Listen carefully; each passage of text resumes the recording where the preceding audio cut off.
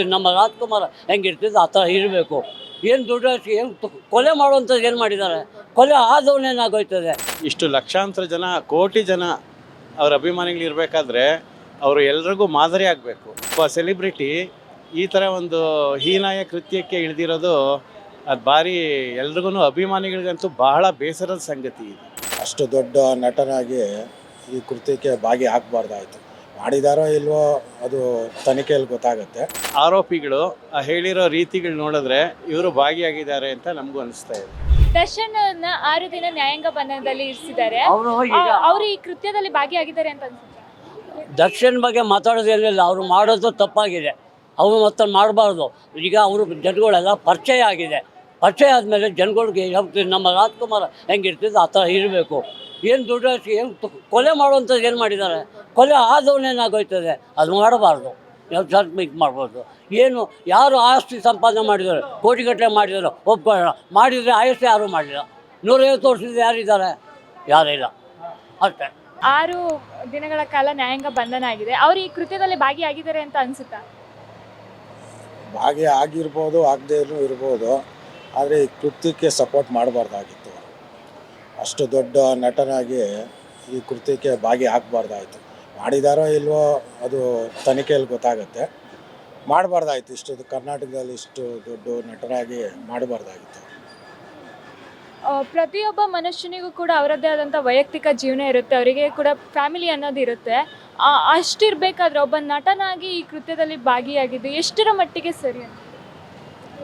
ಅದು ಸರಿಯಲ್ಲ. ಅದು ಪ್ರತಿಯೊಬ್ಬರಿಗೂ ಸಮಾಜಕ್ಕೊಂದು ಬುದ್ಧಿ ಹೇಳೋ ಅಂಥ ಲೆವೆಲಲ್ಲಿ ಇದ್ದವರು ಇವರು ಇನ್ನೂ ಅದೇ ಆ ಕೃತ್ಯಕ್ಕೆ ಇವರೇ ಒಂದು ಭಾಗಿ ಆಗ್ತಾರೆ ಅಂದರೆ ತುಂಬ ತಪ್ಪಾಗತ್ತೆ. ನೋಡೋಣ, ಅವ್ರಿಗೂ ಬಂದು ಅವ್ರಿಗೆ ಎಂತಿಗೆ ಏನು ಸಾಧನ ಹೇಳ್ತಾರೋ ನೋಡಿ ಕಾಯೋಣ. ಸರ್, ಜವಾಬ್ದಾರಿಯುತವಾದಂಥ ಸ್ಥಾನದಲ್ಲಿರುವಂಥ ದರ್ಶನ್ ಅವರು ಈ ಕೃತ್ಯ ಮಾಡಿದ್ದು ಎಷ್ಟು ಮಟ್ಟಿಗೆ ಸರಿ? ಇದೇ ಆದರೆ ತಪ್ಪು ಎಲ್ಲರಿಗೂ ಅರಿವಾಗ್ತಾ ಇದೆಯಲ್ಲ, ಗೊತ್ತಾಗಿದೆ, ನನಗೆ ಗೊತ್ತಾಗ್ದಿರೇನೇನೋ ಮಾಡಿದ್ದೀನಿ ಅಂತ ಹೇಳ್ತಾರೆ.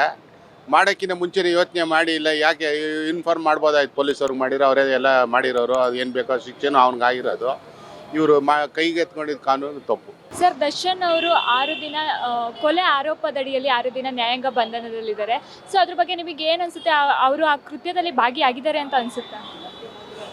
ನಿನ್ನೆ ಟಿ ವಿ ಮಾಧ್ಯಮದಲ್ಲೆಲ್ಲ ನೋಡಿರೋ ಪ್ರಕಾರ 3 ಜನ ಆರೋಪಿಗಳು ಹೇಳಿರೋ ರೀತಿಗಳು ನೋಡಿದ್ರೆ ಇವರು ಭಾಗಿಯಾಗಿದ್ದಾರೆ ಅಂತ ನಮಗೂ ಅನಿಸ್ತಾ ಇದೆ.